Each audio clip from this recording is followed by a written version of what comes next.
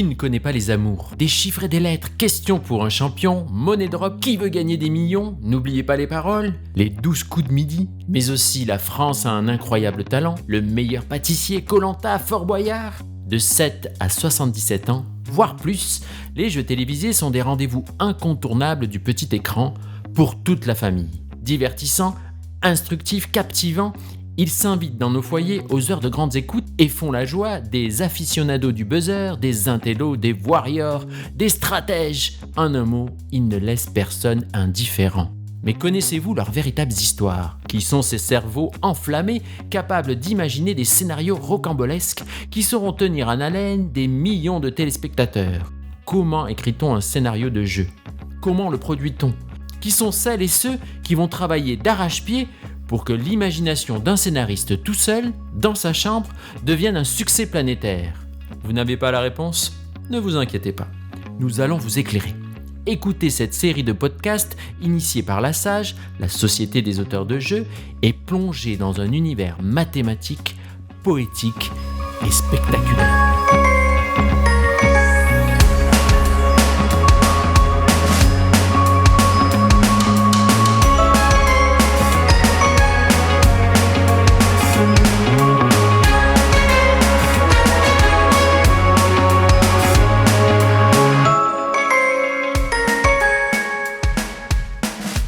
Au début, on pense que c'est facile, qu'il suffit d'avoir du bon bagou, être proche des gens. Mais il y a la technique. Il faut tenir et être le maître du jeu. Et ça, c'est pas facile d'être le maître du jeu. Si vous essayez de faire ça autour d'un Monopoly à la maison, vous verrez qu'en fait, intéresser, surprendre, remettre de l'enjeu en permanence, c'est quelque chose qui est assez compliqué. Il y a un truc très important quand on est animateur et même quand on est auteur et producteur, c'est de savoir s'entourer et de travailler avec des gens qui ont la même vision que vous. Et il n'y a rien de plus beau que de créer des succès dans une ambiance familiale et en travaillant main dans la main les uns avec les autres. C'est reparti pour un nouvel épisode. Cette fois, on a voulu s'intéresser à ceux qui incarnent l'âme des plateaux, les animatrices et les animateurs. Ces visages familiers qui chaque jour nous accueillent dans leur univers avec énergie et bonne humeur. Alors soyons honnêtes, il y a un petit hic. Vous avez remarqué vous aussi. Les plateaux des jeux télé, ce sont surtout les hommes qui les squattent. Et pour ce qui est des femmes animatrices, elles se font bien rares à la tête de grandes émissions. Un petit message pour les décideurs des chaînes, il serait peut-être temps de dépoussiérer tout ça, non? Aujourd'hui, on a eu la chance de rencontrer deux pépites du métier. D'un côté, un animateur phare de la chaîne Gulli, véritable expert dans l'univers des plus jeunes et de la famille, et de l'autre, le grand monsieur des jeux télé sur France Télévisions, champion incontesté des audiences, Johan Fadjanelli et Cyril Ferraud. Ce qui frappe avec ces deux-là, c'est qu'ils sont aussi sympas hors antenne qu'ils le sont à l'écran. Ce ne sont pas juste des faiseurs de show, ce sont des passionnés, des penseurs de la télévision. Ils ne se contentent pas d'animer, ils cherchent à comprendre leur public, à réinventer leur programme et à se dépasser sans cesse. En résumé, ce sont des pros obsédés par la performance, des artisans du petit écran qui appliquent à la lettre le conseil de Boileau. Hâtez-vous lentement et sans perdre courage, 20 fois sur le métier, remettez votre ouvrage. Allez, place à ces deux passionnés, vous allez voir, ils méritent leur succès. Johan Fadjanelli, animateur et producteur de jeux sur Gulli. Alors ma formation, moi au départ, c'est vraiment purement journalistique. J'ai été journaliste reporter d'images sur une petite chaîne de CanalSat. J'ai commencé comme ça, c'était vraiment mon but. J'ai fait des études dans ce sens. Et l'univers en fait de l'audiovisuel est suffisamment large que cette envie est passée au profit d'une autre, qui était de devenir animateur, puisque c'était plutôt cool pour moi, je trouve, de faire passer des messages. J'ai passé des castings et j'ai été pris sur Disney Channel en tant que animateur d'un talk qui était juste génial, qui s'appelait Zapping Zone. Puis ils m'ont offert l'opportunité de rentrer dans l'univers du jeu, puisqu'ils m'ont permis d'animer un jeu qui s'appelait Code Espion à l'époque, où on immergeait les enfants dans un monde d'espionnage, et ils avaient des missions à relever pour gagner des cadeaux. J'ai fait ça pendant un an, et après, Gulli m'a appelé, j'ai débarqué, ils m'ont dit écoute Johan, on a un super jeu à te présenter, qui tourne autour de la famille, et là c'était très important pour moi, parce que je voulais vraiment quitter la jeunesse pure et dure pour aller vers le côté familial, et ils m'ont proposé une The Boîte, qui était donc un jeu qui s'adressait à la famille, et qui a été un gros carton d'identité, je sais pas d'audience, mais d'identité et de visibilité, sur Gulli, et voilà. Alors Cyril Ferraud, animateur, producteur, auteur et surtout éternel enfant de la télé avec des étoiles plein les yeux. La télé m'a toujours passionné, si bien que à l'âge de 4-5 ans, quand à l'école on nous demandait qu'est-ce que tu veux faire plus tard, je disais animateur à la télé. Alors très vite on m'a expliqué que ça n'existait pas, qu'on pouvait être journaliste, qu'on pouvait présenter le journal de 20h, mais je disais non, moi quand je serai grand j'animerai des jeux à la télé, comme Vincent Lagaffe animait L'Heure à l'appel à l'époque, quand vraiment j'étais gamin, comme Patrice Laffont animait Pyramide, comme Olivier Mine quelques années après animait Fort Boyard, et je disais c'est ce que je ferais. Et je me suis toujours accroché à ce rêve. Le temps passant, j'ai commencé à m'intéresser au générique, au décor, aux mécaniques de jeu, et donc j'écrivais des jeux, je jouais avec mes Playmobil à Interville, à Fort Boyard, etc. J'enregistrais les jeux à la télé, et je me repassais l'émission en coupant le son et en accueillant les candidats, en expliquant les règles, en donnant les points, etc. Si bien que quand j'ai passé mes premiers castings d'animateurs, j'avais l'impression d'avoir fait ça toute ma vie, parce que j'avais animé des dizaines, voire des centaines d'émissions dans le salon de mes parents, pour de faux, entre guillemets. Et j'avais, à force de manger de la télé, de regarder des jeux, j'avais déjà des automatismes, alors que j'avais jamais présenté de jeu de ma vie. Et les premiers castings, que ce soit Disney Channel, puisque ma première expérience d'animateur, ça a été animateur de Zapping Zone et de Art Attack sur Disney Channel. Et je savais quelque part regarder la caméra, je savais comment rebondir, j'avais appris à me tenir droit à force de regarder les animateurs, et la répartie et comment réagir à ce que disaient les candidats, l'impro. Pareil, j'avais improvisé pendant des années devant ma télé, même si personne ne me répondait en face. Donc ça a été une espèce de kiff absolu quand je me suis retrouvé avec des vrais gens qui répondaient vraiment aux questions que je leur posais.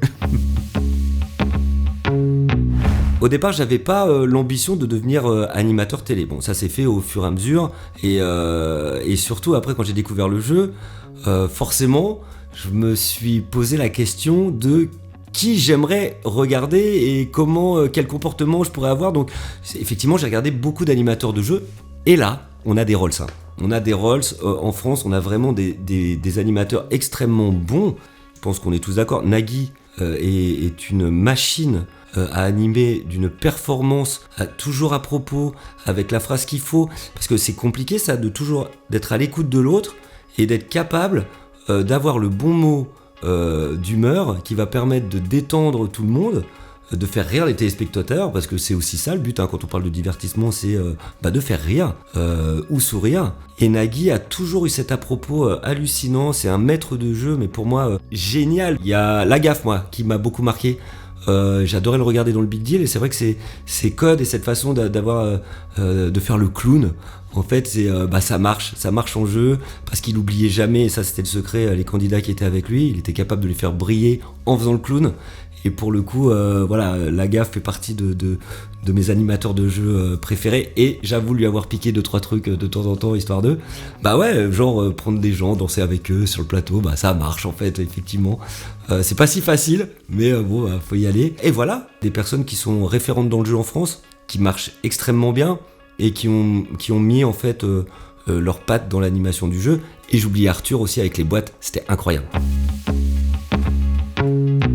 Ma toute première expérience à la télé, c'est en 2004. J'intègre l'équipe d'animateurs de Disney Channel sur les 2 émissions qui étaient les émissions emblématiques de la chaîne, qui s'appelaient Zapping Zone, qui était en direct, et Art Attack, qui était une émission artistique où on apprenait aux enfants à faire des œuvres d'art avec tout et n'importe quoi. Et là, je découvre le métier, en plus avec le poids de la marque Disney, où il faut pas qu'il y ait un mot plus haut que l'autre, il faut faire très attention à comment tu t'habilles, comment tu te coiffes, comment tu parles aux enfants. On était en direct le mercredi toute la journée, et ça a été extrêmement formateur. Ensuite est arrivé le loto, je suis devenu animateur du loto sur France Télévisions en 2008. C'était une époque où personne ne voulait présenter le loto, c'était vu comme un truc ringard, un tirage de boules où il se passait rien. Moi je suis arrivé en me disant mais c'est une chance incroyable de présenter le loto qui à l'époque était en direct, après le journal de 20h de France 2, regardé par en moyenne 6 ou 7 millions de téléspectateurs.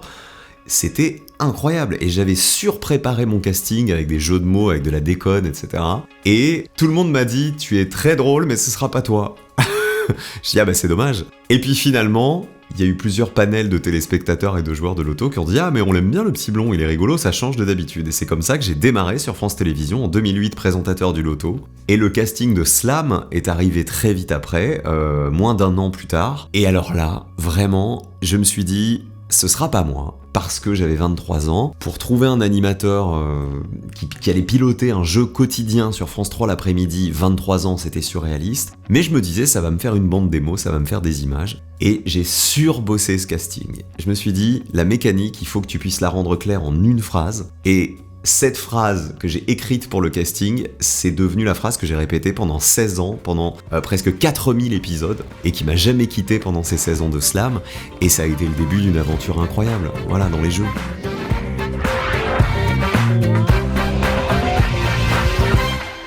Bonjour tout le monde, soyez les bienvenus, la semaine se termine, une nouvelle partie de Slam démarre, aujourd'hui encore avec de nouveaux mots, de nouvelles définitions, de nouvelles grilles et 3 candidats que je rejoins de ce pas, svelte et élancé, Malika tout d'abord est avec nous, bonjour Malika. Bonjour Cyril. Malika, vous venez d'où ? Du Loir-et-Cher, nouvellement installé. D'accord, j'étais vous à êtes de Paris Blois, autrefois. C'est cela. Très bien, vous êtes retraité, Oui, il paraît que vous nous regardez tous les jours. tous les jours. Vous en Tous les loupez jours. pas une. Absolument. Et il paraît aussi que vous êtes très stressé. Assez. Comment ça se fait ? Je suis en apnée depuis 24 heures.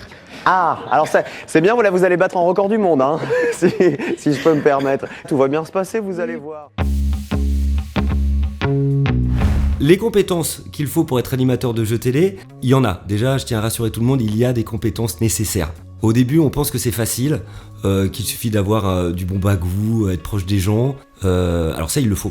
Il faut effectivement aimer les gens puisque on rentre sur des plateaux des personnes qui n'ont pas du tout l'habitude d'être sur ce genre de problématiques et surtout de systèmes audiovisuels extrêmement complexes. Donc il faut les mettre à l'aise. Donc ça c'est la compétence numéro 1, mais bon, finalement tout le monde peut le faire si on aime les autres, si on est plutôt cool, on peut le faire. Mais il y a la technique et surtout les mécaniques. Et là c'est un autre délire. C'est un autre délire parce qu'en fait ces mécaniques il faut les apprendre, il faut les comprendre, il faut les transmettre de façon simple et faire en sorte que les candidats et les téléspectateurs comprennent extrêmement vite ce qui se passe dans le jeu. Ensuite il faut tenir et être le maître du jeu. Et ça c'est pas facile d'être le maître du jeu. Si vous essayez de faire ça autour d'un Monopoly à la maison, vous verrez qu'en fait intéresser, surprendre, remettre de l'enjeu en permanence, c'est quelque chose qui est assez compliqué sans être lourd, sans être pesant en fait sur le jeu. Donc il y a tout un dosage à comprendre, un dosage à apprendre, et là ça devient une compétence dans le sens où c'est pas de l'inné, c'est de l'acquis, qui fait qu'au fur et à mesure de l'expérience d'un animateur, il va devenir de plus en plus performant justement dans ce genre de choses.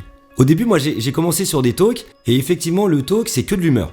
C'est de l'humeur et du travail en amont sur l'éditorial. Du coup, j'étais persuadé quand on m'a mis sur un jeu que j'avais les compétences. C'était évident, je savais tenir les blancs, je savais mettre un petit peu d'ambiance, je savais ricaner.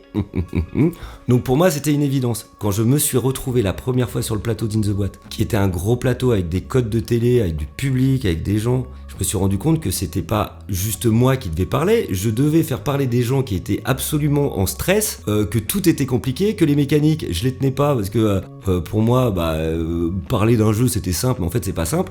Donner les enjeux d'un jeu c'est compliqué, et les tenir sur 30 minutes c'est encore plus dur. Donc en fait, c'est là où j'ai dû apprendre le métier d'animateur de jeu qui est extrêmement spécifique, et on n'apprend pas ça forcément dans les écoles, donc compliqué. Le secret, c'est forcément beaucoup de travail, mais c'est surtout savoir comment rendre une mécanique compréhensible en une phrase. C'est Jacques-Antoine qui disait pour qu'un jeu soit bon, il faut que dans un ascenseur, on soit capable, entre le rez-de-chaussée et le 3e étage, de rendre une mécanique claire. Voilà, qu'on comprenne tout de suite ce qu'on regarde. Voilà. Je pense que c'est le premier truc d'un animateur de jeu, c'est ça. C'est savoir expliquer la mécanique clairement, savoir s'amuser autant que les candidats qui sont là avec les téléspectateurs, savoir mettre les candidats en avant. Les gens qui viennent jouer dans un jeu télé, ils viennent selon la chaîne soit pour gagner de l'argent, soit pour passer un bon moment, soit les deux. Donc peu importe la façon dont ça se fait, c'est notre job qu'ils repartent avec le sourire qu'ils avaient en venant jouer, ou alors de les mettre à l'aise pour qu'ils passent le meilleur moment possible. Et c'est ce qui fait, me concernant, qu'au bout de 18 ans de jeu télé, j'ai toujours le même plaisir, parce que tous les jours j'ai un candidat exubérant, un candidat ultra stressé, un qui est entre les deux, un autre qui se dit mais qu'est-ce que je fous là, j'aurais jamais dû venir là. Et c'est ça qui est formidable, c'est que ça peut jamais être écrit à l'avance. Les questions sont écrites à l'avance évidemment, la mécanique évidemment est écrite à l'avance, mais tous les jours tu racontes une histoire différente avec les candidats que tu as face à toi. Et c'est ça que je trouve vraiment, vraiment passionnant, quel que soit le jeu. Que ce soit aujourd'hui dans Tout le monde veut prendre sa place, dans Duel en famille, dans 100% logique, dans The Floor, dans la carte au trésor, ce sont des registres d'animation différents, ce sont des tiroirs qu'on ouvre avec des ressorts, des façons d'animer, des façons de monter, des façons de produire différentes, mais pour moi, c'est toujours les mêmes étoiles dans les yeux, c'est toujours le même kiff de me dire, le petit garçon qui, à 5-6 ans, écrivait sur son cahier « Plus tard, je serai animateur », aujourd'hui, il est toujours là, il vit toujours en moi, et je me dis, mais vraiment, d'aller au bout de ses rêves, et d'avoir toujours le même kiff au bout de 18 ans, j'aurais jamais pu imaginer que ce soit le cas. Moi j'ai toujours eu la chance pour le coup en jeu d'animer des jeux autour de la famille. Il y a toujours un grand en fait, donc c'est très familial, il y a toujours un plus de 12 ou 13 ans. Dans le dernier jeu que j'anime sur Gulli qui s'appelle Mission Gulliverse, il y a effectivement un enfant entre 8 et 10 ans, mais il y a aussi un collégien. Un collégien qui va donc avoir un peu plus d'armes de communication, qui va être un petit peu plus aguerri dans la discussion, donc qui va pouvoir finalement détendre l'autre et permettre de sortir des verbatims assez intéressants. Finalement, quand on anime des jeux pour enfants, c'est compliqué parce qu'il faut les amener à se détendre et puis c'est lourd en fait. On va pas se mentir, animer des jeux pour enfants juste avec des enfants, c'est quelque chose de très compliqué où l'adulte automatiquement va vouloir se mettre au niveau de l'enfant, donc finalement devenir un peu enfantin. Donc les jeux pour enfants, c'est vraiment un dosage où l'adulte doit rester finalement dans son rôle d'animateur un petit peu bafard, un petit peu centre-aéré et détendre suffisamment l'enfant pour qu'il soit capable en fait de rentrer et d'oublier les caméras et d'oublier les dispositifs. C'est compliqué.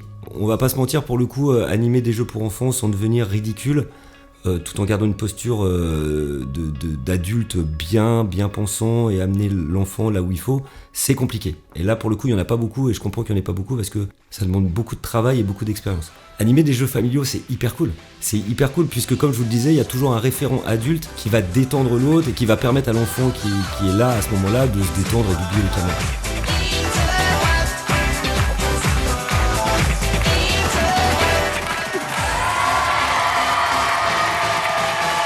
Bonjour à tous, vous êtes bien sur Gulli pour une nouvelle émission d'In The Boîte, le jeu où l'union fait la... Salut public. Aujourd'hui encore 2 familles vont tout donner sur ce plateau pour tenter d'aller en finale. Et pour les aider et pour faire peur à l'esprit de la boîte avec le public, on a préparé un petit caméa. Allez, c'est parti. C'est pour toi, esprit. Oh, je ne sais pas ce que c'est, mais en tout cas ça réveille. Alors avec nous aujourd'hui en vert, la famille Palagero. Flora, la reine des bonbons, est accompagnée de Elimane, son fils de 9 ans, et de sa nièce Sarah, âgée elle aussi de 9 ans. Ils ont un seul objectif, aller dans la boîte noire.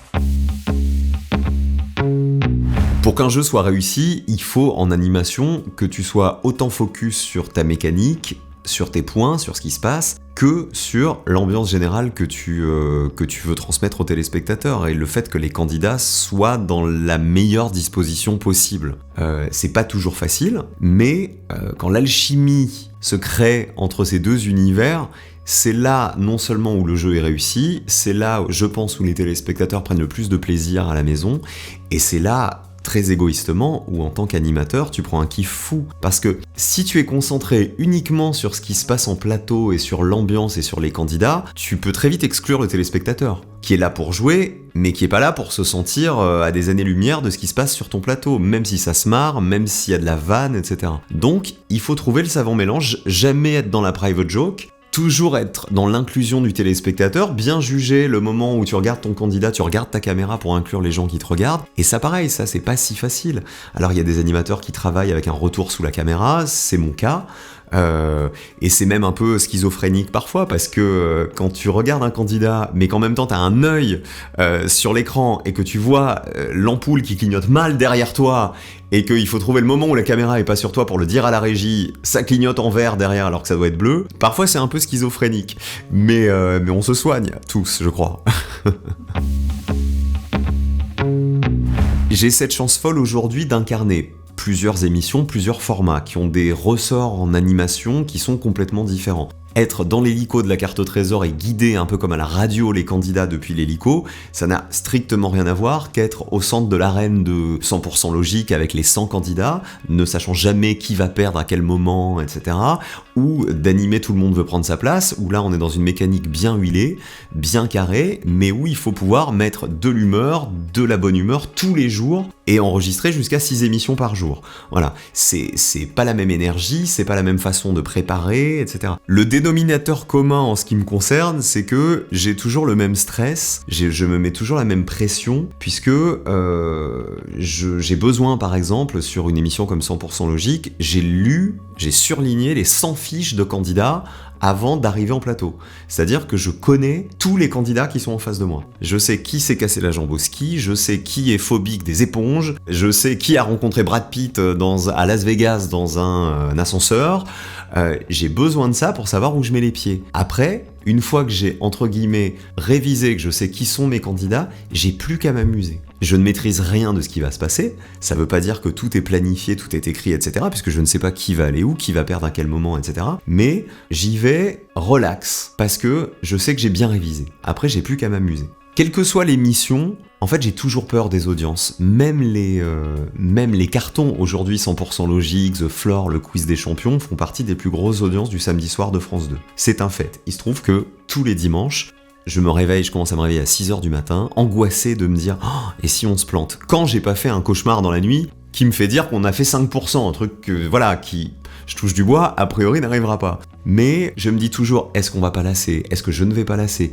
Est-ce que l'émission de ce samedi est suffisamment différente de l'émission de samedi dernier pour que les gens, au bout d'une demi-heure, ne se disent pas « Tiens, on a l'impression de l'avoir déjà vu ». Comment on rajoute de la nouveauté ? Comment moi je peux me renouveler dans mon animation ? Comment on peut surprendre les téléspectateurs au quotidien ? J'ai animé Slam pendant 16 ans. À chaque session, à chaque nouvelle session, je voulais qu'on change des typologies de questions, qu'on rajoute des jingles, qu'on rajoute des gimmicks, de la déconne, qu'on n'avait pas sur la session d'avant. Pour moi ne pas me lasser, pour que les téléspectateurs ne se lassent pas, et pour que on continue tous, quel que soit notre poste, à kiffer. Et je pense que ça a participé aussi au succès de l'émission pendant 16 ans. En fait, d'être toujours dans la remise en question de ce qu'on peut changer, ce qu'on peut améliorer, etc., ça fait partie de notre job. Sinon, je pense qu'on crée pas des succès qui durent pendant des années et qui atteignent aujourd'hui les scores qu'on connaît sur les jeux que je vous ai cités. Vous l'avez compris, animer un jeu TV, ça ne s'improvise pas. Rien n'est inné, tout se travaille. Il faut de l'expérience, de l'écoute et surtout une attention de chaque instant. Être à l'écoute des téléspectateurs, mais aussi de celles et ceux qui partagent l'aventure sur le plateau. C'est une gymnastique permanente. Et tout ça, bien sûr, sans jamais déroger aux règles du jeu imaginées par des auteurs talentueux et orchestrées par des producteurs rigoureux. Animer, c'est bien plus qu'un rôle. C'est s'investir dans une grande aventure collective. Mais ce n'est qu'une partie du tableau. Certains animateurs ne se contentent pas d'être les visages du jeu. Ils mettent aussi la main à la pâte pour imaginer et créer de nouveaux concepts. La bascule entre animateur et producteur, elle s'est faite naturellement. C'est que même sur les jeux dont je n'étais entre guillemets qu'animateur, je donnais mon avis sur tout, je voulais valider plein de choses, le décor, l'habillage, etc. Donc à un moment, naturellement, quand tu évolues, tout le monde a envie de progresser dans son boulot. Vous pouvez travailler à la SNCF, vous travaillez à la banque, peu importe votre job, vous avez envie d'évoluer. À un moment, moi j'ai eu envie aussi de vraiment maîtriser les décors, l'habillage, les questions, la rédaction, et de ne pas être là juste pour donner mon avis. Juste un avis qui pouvait être écouté ou pas. J'avais de la chance, la plupart du temps, il était écouté. Pas toujours. Mais quand j'ai eu la possibilité de le faire, vraiment, l'adaptation des formats, c'est un truc que j'adore. Franciser les formats, et même, je vais aller plus loin, France 2iser le quiz des champions, qui s'appelle Quizmaster et qui est un format britannique de 45 minutes. Quand on a acheté le format et qu'il a fallu le transformer en 2h15, vous passez pas en un claquement de doigts d'un format de 45 minutes à 2h15. Et les défis que j'ai eu le bonheur de relever ces dernières années, ils étaient toujours pareils, c'était le quiz des champions 45 minutes au Royaume-Uni le transformer en 2h15 sur France 2 le samedi soir. 100% Logique, qui s'appelle One Person Club, 45 minutes sur ITV, a transformé en 2h15 sur France 2, à changer des mécaniques, à changer des questions, à se dire comment on peut tenir 2h15 sans pub, c'est presque mission impossible. The Floor, pareil, qui est un format hollandais imaginé par John de Mol, en 40 minutes, feuilletonnant sur 8 épisodes, comment le transformer en 4 ou 5 épisodes de prime time qui durent 2h15 sans lasser les gens. C'est un vrai défi. Et ça, c'est des défis qu'on a relevés main dans la main avec à la fois les auteurs de ces jeux-là, à la fois avec les équipes de production des sociétés qui coproduisent ou qui produisent ces émissions avec moi. Et c'est formidable quand tout le monde se met autour d'une table et qu'on trouve des solutions. Et qu'on connaît le public de France 2 qui regarde la télé le samedi soir. Et ma plus grande fierté, c'est que ce qui m'a donné envie de faire de la télé quand j'étais gamin, c'est de regarder le samedi soir la télé avec mon père, ma mère, parfois ma grand-mère, mon grand-père, etc.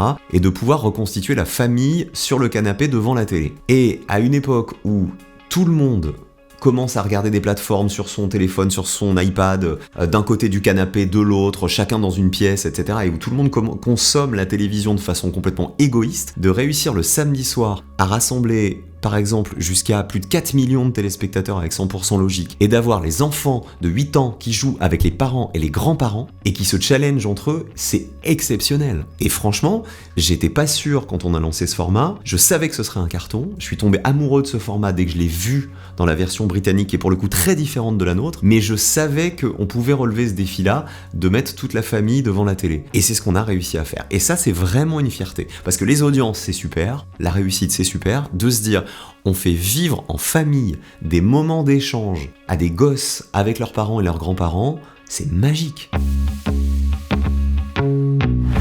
Alors quand on est animateur de jeu, il y a quelque chose qui vibre en soi en permanence, c'est qu'on a envie de créer des jeux. Ça, à force de voir les gens s'éclater dans des jeux télé et de les animer et que les jeux soient pensés par d'autres, finalement on a tellement les mains dans le cambouis qu'on sait ce qui marche. Et finalement, on devient automatiquement un petit peu des créateurs de jeux, malgré soi, alors un peu refoulé au début, où on essaye d'aider les créateurs de jeux en disant « peut-être que tu devrais faire ça », ou « peut-être ça marcherait mieux parce que c'est sûr que le parent, à ce moment-là, il va s'éclater et compagnie ». Et de fil en aiguille, moi, j'ai développé cette envie de créer mes propres jeux pour être encore plus performant, en ayant cette compétence que j'avais développée, qui est la connaissance de là où vont s'éclater les gens. Du coup, j'ai commencé à proposer des jeux de plus en plus à ma chaîne préférée, qui est la meilleure, hein, on va pas se le cacher, Gulli, regardez là, c'est important. Alors au départ, ça a commencé par des mini-jeux qui étaient dans une émission qui ressemblait un petit peu, pour ceux qui connaissent, au Club Dorothée, où des enfants venaient sur le plateau s'éclater à des moments donnés entre des dessins animés, et donc on a développé au fur et à mesure des mini-jeux qui permettaient à des enfants de s'éclater sur du temps réduit, sans gros enjeux, mais quand même avec des mécaniques qui devenaient au fur et à mesure de plus en plus pointues, et surtout il en fallait beaucoup. Donc pendant 4 ans, c'était une hebdomadaire, on a développé beaucoup de mini-jeux. Et cette émission, il a fallu la changer l'année dernière, l'usure que tout le monde connaît. Et là, je me suis dit, ok, banco, c'est le moment de ressortir un jeu qui pourrait plaire aux enfants et aux familles et faire sans doute des cartons d'audience auprès de la cible. On a travaillé énormément avec les équipes de J2F Productions pour trouver des jeux qui colleraient à l'univers actuel, parce que c'est pas parce que des jeux ont marché il y a 5 ans qu'ils vont marcher aujourd'hui. Et c'est vrai que notre audience, elle, a développé l'amour du jeu et du jeu vidéo. Donc on a travaillé sur tout ce qui était un petit peu cet univers virtuel, en s'appuyant au départ sur ce côté méta qui se développait, les métaverses, intelligence artificielle et compagnie. Et on s'est éclaté à créer un environnement, un monde imaginaire parallèle qui s'appelle le Gulliverse, un monde idéal donc, où le storytelling est très important, parce qu'on se rend compte en fait qu'aujourd'hui les chaînes de télé demandent de plus en plus d'imaginaire. C'est-à-dire que c'est pas un jeu où on vient pour gagner de la thune ou des cadeaux.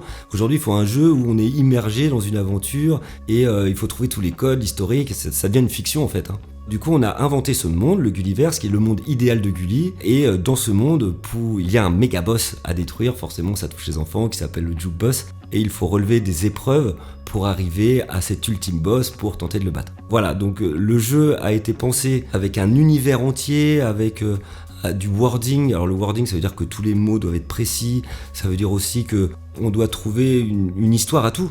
Tout est inventé. C'est-à-dire que c'est pas juste un jeu où les enfants viennent s'éclater dans un monde virtuel. C'est-à-dire que chaque minute, chaque seconde, chaque question d'enfant doit être justifiée de façon cohérente par rapport à l'univers qui est créé. Donc ça, c'est un petit peu la nouveauté des jeux, je trouve, aujourd'hui, et de l'évolution qui nous attend, je pense, au fur et à mesure des années, c'est qu'un jeu, aujourd'hui, plus que l'enjeu du gain, doivent être beaucoup plus poussés, beaucoup plus pensés, beaucoup plus précis, et surtout amener les gens dans des aventures qu'ils peuvent pas vivre au quotidien. Je suis Fadiez, j'habite le Gulliverse, ce monde de fête dans lequel nous adorons la musique. Seulement Juke a décidé de mettre fin à la fête. Mais nous n'avons pas l'intention de nous laisser faire. Alors nous faisons appel à Johan. Sa mission, sélectionner 2 courageux aventuriers capables de battre le Jukeboss et ses fausses notes. Êtes-vous ces héros ? 3, 2, 1, à vous de jouer. En tant que producteur, il y a plusieurs trucs. Déjà, le décor est extrêmement important. Vous ne faites pas, pour un même format, vous ne faites pas le même décor pour Cyril Ferraud, pour Nagui, pour Olivier Mine, pour Laurence Boccolini ou pour Arthur. On n'a pas la même façon d'animer, on n'a pas la même façon de bouger dans un décor, on n'a pas la même façon de se l'approprier. Ça veut pas dire qu'il y en a qui sont meilleurs que d'autres, ça veut dire que on ne peut pas mettre un animateur dans un décor. Quand je suis arrivé à l'animation de Tout le monde veut prendre sa place, changer le décor pour moi était la première chose à faire. C'est-à-dire, je voulais un décor qui me ressemble, je voulais avoir une passerelle d'entrée pour moi, une passerelle d'entrée pour les candidats. Tout de suite, je voulais que le champion soit sur un piédestal réellement avec des escaliers, qu'il puisse descendre pour qu'on scénographie ce format qui existait depuis des années. Mais par exemple, quand on arrivait en finale, le champion était déjà derrière son pupitre. Or, la symbolique d'un champion qui est sur un piédestal, qui quitte le fauteuil, qui le remet en jeu et qui n'est pas sûr de le retrouver à la fin de la finale, avec un grand escalier et un tapis rouge qui lui permet non seulement d'accéder à son fauteuil et de le redescendre pour le remettre en jeu, il y avait une symbolique très forte. Et d'ailleurs, aujourd'hui, quand le champion perd en finale et qu'il laisse son fauteuil à un autre, symboliquement, le champion et le challenger échangent leur position et le challenger monte le tapis rouge et accède à son fauteuil qu'il vient de remporter. La scénographie dans les jeux est extrêmement importante. Dans 100% logique, la façon de mettre en lumière les candidats qui gagnent ou les candidats qui perdent, c'est hyper important aussi. D'éteindre un candidat qui est dans la lumière, ok. On l'a vu depuis 40 ans dans plein d'émissions. De créer une scénographie autour de ça, je suis en danger, je suis éliminé, je suis toujours en jeu, de créer du sound design, de créer de l'affichage de questions, de créer des lumières spécifiques pour chaque manche, jusqu'au fond de gros plans d'animateurs. C'est extrêmement important quand vous présentez un prime. Si vous avez quelque chose qui, dans votre fond de gros plan, vient perturber le regard, vous êtes grillé. C'est foutu. En fait, on est là pour regarder ce qui se passe au premier rang, on n'est pas là pour regarder ce qui se passe derrière. Et pourtant, il faut que derrière ce soit beau. Donc il faut que derrière ce soit beau, que ce soit vivant, que ce soit moderne, mais sans devenir un truc hypnotisant, quoi. Voilà, tout ça, ça me passionne. J'adore ça. Et l'autre truc, c'est que je repars toujours de mes tournages avec les rushs de la journée. J'ai besoin le soir de checker, je passe un quart d'heure à passer des trucs en accéléré, et comme ça, dès le lendemain, je corrige. Parce que quand vous faites des sessions de tournage, que ce soit des quotidiennes ou des primes, si vous vous rendez compte à la diffusion ou dès les premiers montages qu'il y a un truc qui a déconné sur le tournage, c'est un peu ballot. Quand on tourne entre 6 et 10 émissions par jour, c'est pas au bout de la 40e qu'il faut se rendre compte qu'il y a un truc qui va pas.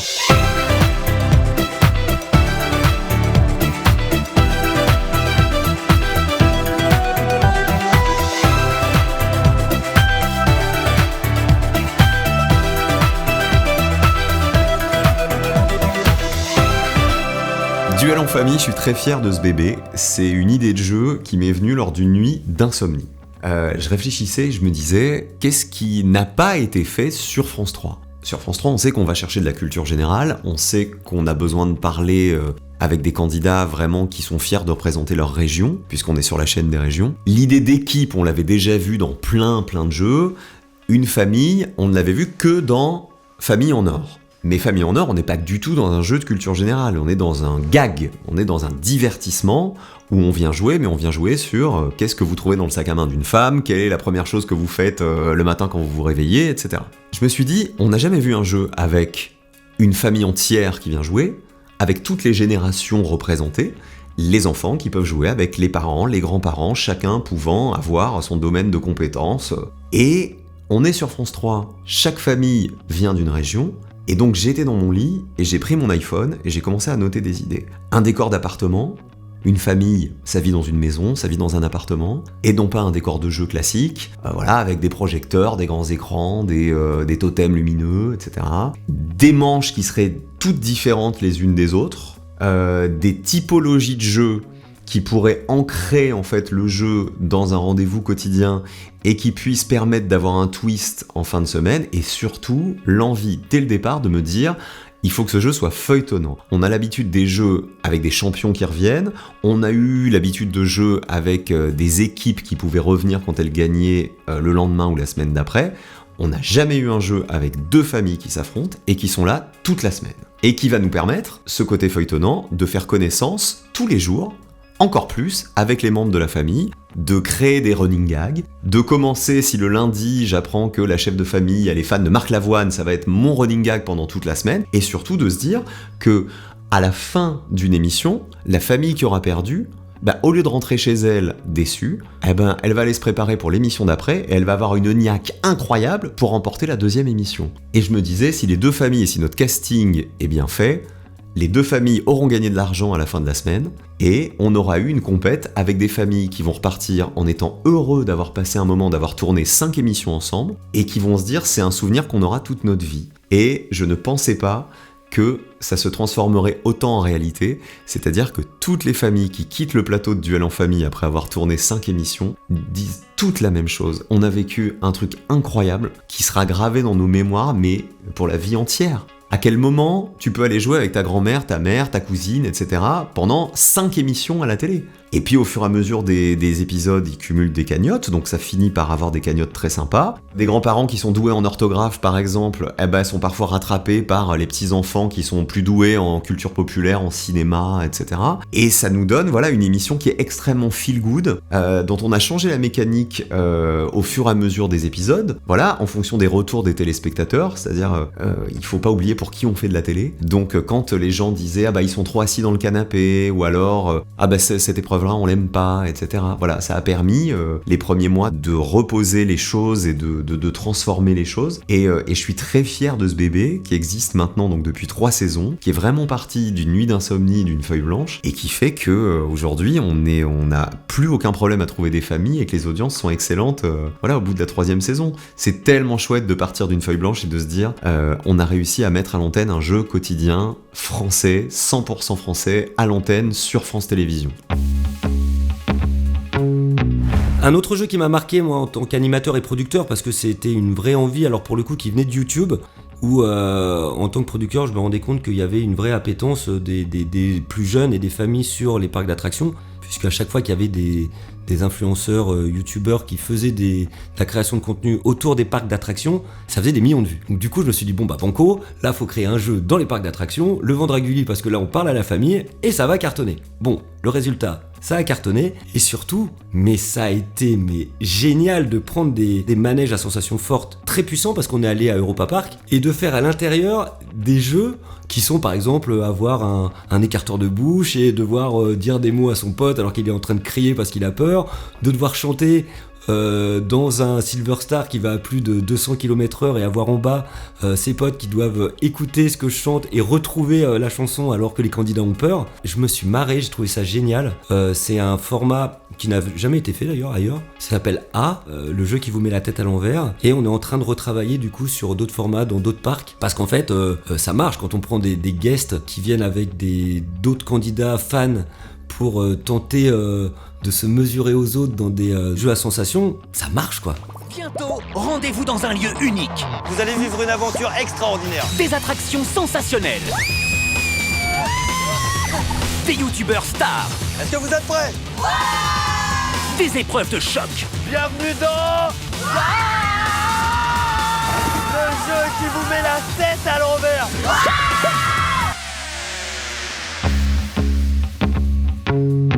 Aujourd'hui, on doit même pas se poser la question. En fait, tout doit marcher, tout doit être imbriqué de telle sorte que la mécanique soit hyper fluide et rentre totalement dans le storytelling. Et c'est là où c'est compliqué. C'est pour ça qu'il y a beaucoup de producteurs de jeux aujourd'hui, dont je fais partie, mais il y en a d'autres, qui vont parler de la difficulté et du temps de création. Aujourd'hui, pour aboutir à un jeu, il faut certainement entre 1 an et 2 ans pour avoir un jeu qui tient la route. Comme un jeu vidéo où les développeurs vont mettre 3-4 ans pour sortir des jeux vidéo qui marchent, parce que tout doit être précis. En fait, aujourd'hui, les téléspectateurs attendent que ce qu'ils regardent soit nickel. C'est comme quand on construit une maison, on veut pas voir le coup de pinceau qu'il y a sur les bordures ou sur les joints. Tout doit être nickel et les gens regardent tout. Et effectivement, s'ils voient une problématique ou un problème d'imaginaire ou un problème de mécanique, après ils fuient. Donc notre but à nous en tant que producteurs, animateurs, développeurs, il y a du monde, il y a vraiment beaucoup de monde qui travaille dessus, c'est effectivement d'avoir une mécanique et une histoire qui soit léchée du début à la fin, et c'est ce que demande le public.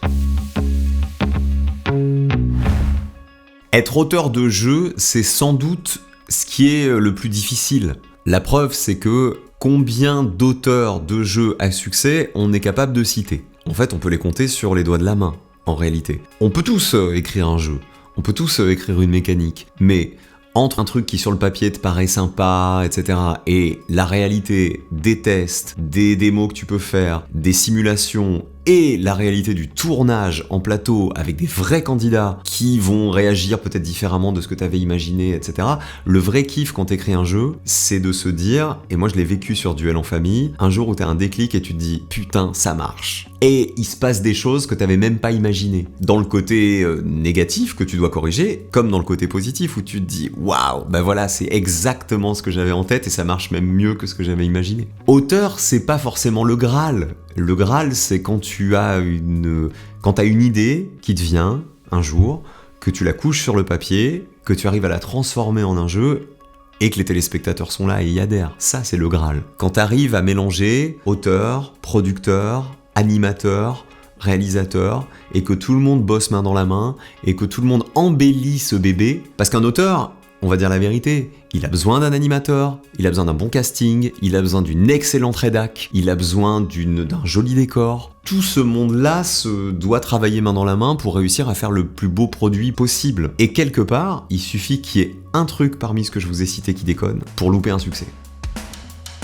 Dans l'univers des jeux TV, tout le monde est sur le pont. Auteurs, producteurs, diffuseurs, tous rivalisent d'ingéniosité pour capter notre attention. Et un bon jeu, ce n'est pas qu'un auteur inspiré. C'est aussi un réalisateur affûté, une rédaction aguerrie qui imagine des questions redoutables et un animateur légitime pour orchestrer tout ça. Bref, une vraie machine de guerre. Mais les écrans évoluent, les habitudes changent, télé, plateforme, YouTube, réseaux sociaux, tout le monde veut son jeu innovant, addictif, immanquable. Alors c'est quoi la suite ? Comment réinventer le genre à l'heure des nouveaux modes de consommation ? Alors les diffuseurs sont importants aussi parce qu'aujourd'hui les télés sont très regardantes parce qu'ils ont un public très volatile, donc les mécaniques et justement les histoires doivent être extrêmement précises, la lumière doit être belle. Aujourd'hui la télé se doit d'être extrêmement séductrice et rien ne doit être laissé au hasard. Ça c'est la diffusion sur les canaux télévisuels et aussi les plateformes. Vous le voyez, il y a une vraie guerre en fait de brillance, c'est la guerre du classe. Il faut que ce soit parfait en fait. Et c'est ce que nous demandent les diffuseurs télé et plateformes. Il y a un peu plus de liberté sur les diffusions internet, les diffusions YouTube, qui ont l'air finalement plus cool. Mais si vous regardez bien aujourd'hui, vraiment si vous regardez bien, ça se développe aussi dans le sens de la guerre des plateformes et compagnie. Les jeux qui marchent, les jeux bien pensés avec des youtubeurs qui soient Michou, Inoxtag et compagnie sur la nouvelle génération, les jeux qu'ils proposent sont de plus en plus précis et de plus en plus léchés avec une narration qui marche. Et c'était pas le cas il y a 5 ans. Il y a 5 ans, on pouvait mettre tout et n'importe quoi, faire des mini-jeux avec des petits challenges où on mange des araignées, des crustacés, ça faisait des millions de vues. Aujourd'hui, vous mettez ça sur YouTube, ça ne marche plus. Donc, tout le monde est en train de se mettre un petit peu au niveau. Et le côté mythe de la légèreté des YouTube, des Dailymotion, qui revient d'ailleurs, soit dit en passant, ça devient dépassé. Tout le monde se met à un niveau de précision et justement de séduction de plus en plus élevé. Après, qui va gagner la guerre ? Ça, moi, je suis incapable de vous le dire, mais ça devient très intéressant. C'est compliqué de parler de jeux du futur parce que, en réalité, c'est comment on consommera les jeux dans le futur, la vraie question. C'est que quand le jeu est un rendez-vous quotidien, qui parfois rythme la vie des gens, quel que soit leur âge, en réalité. Donc quand le linéaire sera réduit à peau de chagrin ou que vraiment on consommera la télé à 90% sur des plateformes, en replay, etc., comment on consommera les jeux ? Est-ce qu'on te dira, comme une série, voilà une saison de 60 épisodes de tel jeu, bam ! Et vous pouvez vous avaler les 60 épisodes en une semaine si vous avez envie. Sauf qu'après, t'auras plus ton rendez-vous quotidien qui rythme ta journée ou ton truc comme ça. Je dis pas que ce sera négatif, mais est-ce que c'est ça l'avenir ? Ou est-ce que, malgré les plateformes, malgré le développement, on aura toujours besoin d'une linéarité dans ce genre de rendez-vous-là ? C'est la question à laquelle personne n'a la réponse aujourd'hui. C'est la même chose pour les magazines. Les magazines qui parlent d'actu. Je parle pas des informations, je parle pas des journaux. Je parle vraiment des magazines, des talk-shows, des trucs comme ça. Comment ils vont évoluer ? C'est-à-dire, on va pas pouvoir dire, bah tiens, on vous met 5 épisodes d'affilée de quotidien, 5 épisodes de C'est à vous, et vous faites votre tri là-dedans. Ça peut pas exister, ça. Donc, à un moment, cette linéarité de rendez-vous, cette quotidienneté, elle ne pourra que continuer à exister. Et c'est ça qui est intéressant avec les jeux. C'est-à-dire les jeux avec des champions qui reviennent, les jeux feuilletonnants, les jeux de Prime aussi. Au début, les plateformes, quelles qu'elles soient, pendant des années, quand t'avais une série Star qui arrivait, on t'envoyait les 10 épisodes d'un coup. C'est-à-dire que tu pouvais te les avaler, tu pouvais les binger, comme on dit, en un week-end. Finalement, ces mêmes plateformes, avec ces mêmes séries Star, finalement on te met un épisode toutes les semaines, maintenant. Donc, le linéaire, malgré tout, continue à dicter quand même un peu ses obligations aux plateformes. Donc, qu'est-ce qui se passera avec les jeux ? C'est ça qui est intéressant. Est-ce que le matin à 6h, on mettra à ta disposition le jeu du jour, pour les formats quotidiens ? C'est peut-être comme ça que ça va évoluer. Et finalement, les téléspectateurs choisiront sans doute l'heure à laquelle ils veulent le regarder. Est-ce que le jour où ils l'ont loupé, ils vont regarder les 2 épisodes d'affilée, comme aujourd'hui ils le font en linéaire, en consommant le replay quand ils ont loupé la première diffusion ? Moi, c'est ça qui me passionne. Et malgré tout, selon comment les choses vont évoluer, il va falloir que les producteurs, les auteurs et les animateurs s'adaptent à cette nouvelle façon de consommer les jeux quotidiens. Moi, en tant qu'animateur et producteur, j'adore les nouvelles tech. Depuis le début, j'ai toujours été attiré par ça. Je suis plus producteur qu'animateur, au final. Moi, ma vie est faite sur la production, l'invention.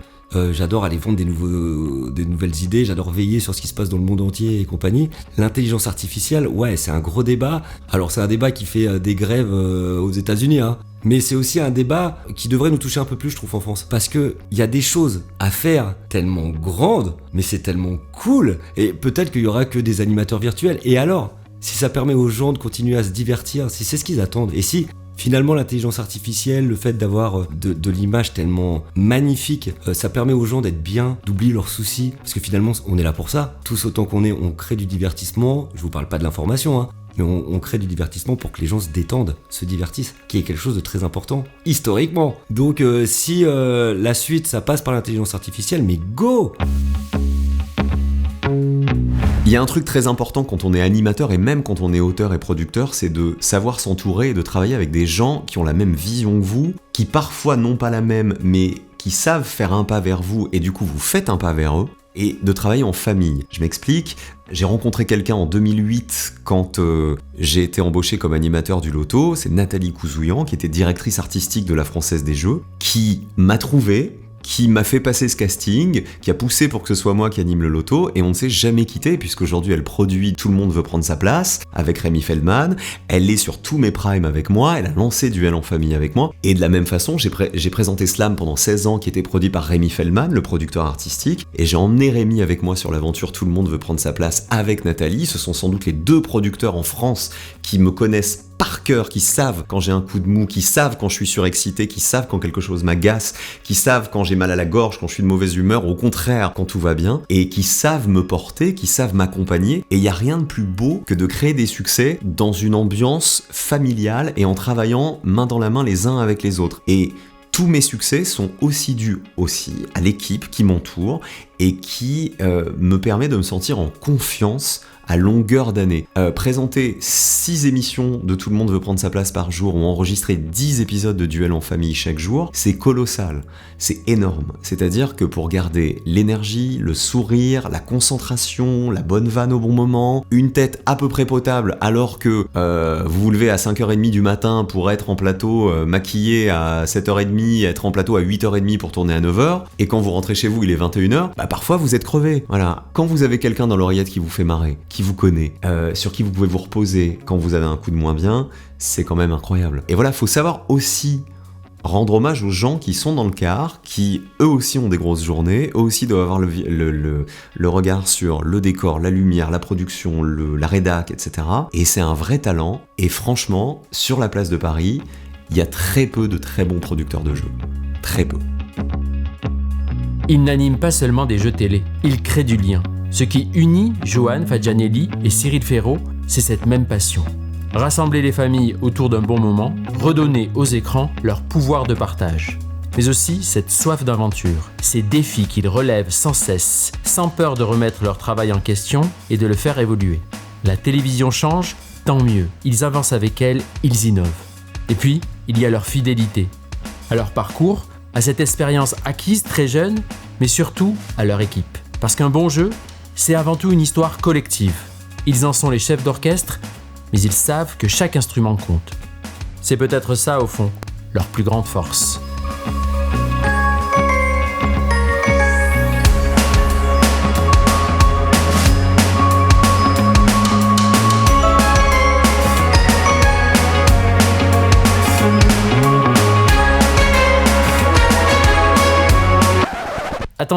Attendez, avant de se quitter, on a une dernière question pour Cyril Ferraud. Un petit mystère qui nous trotte dans la tête. Cyril Gosbeau, ce personnage énigmatique de Fort Boyard, il me fait penser à quelqu'un.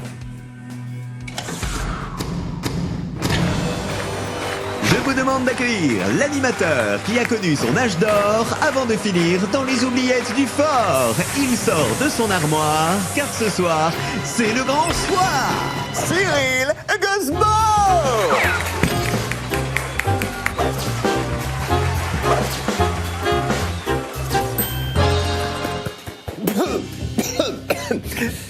Bonsoir à toutes, bonsoir à tous et bienvenue en direct du débarras du Père Fouras. Bonsoir Camille. Bonsoir. Vous avez l'air très bien installé. Je suis très bien installé. Eh bien profitez-en, car ça va pas durer. Ça a été une idée commune de Alexandra Red, la directrice des jeux et des divertissements de France Télévisions, et de Guillaume Ramin, le producteur artistique, qui tous les deux connaissant mon attachement à l'émission, m'ont dit mais si en fait on t'intégrait comme personnage. Et je me souviendrai toujours le jour où Guillaume Ramin, le producteur, me dit bon ben voilà j'ai 2 idées, et il baisse les yeux en me tendant la photo de sa première idée, en se disant mais il va me coller au mur en me disant mais tu es complètement dingue. Et là je vois Cyril Gosbeau, poupée Barbie, enfin Ken, animateur télé, les dents surblanches, les cheveux surblonds, animateur insupportable qui n'aime que lui, etc.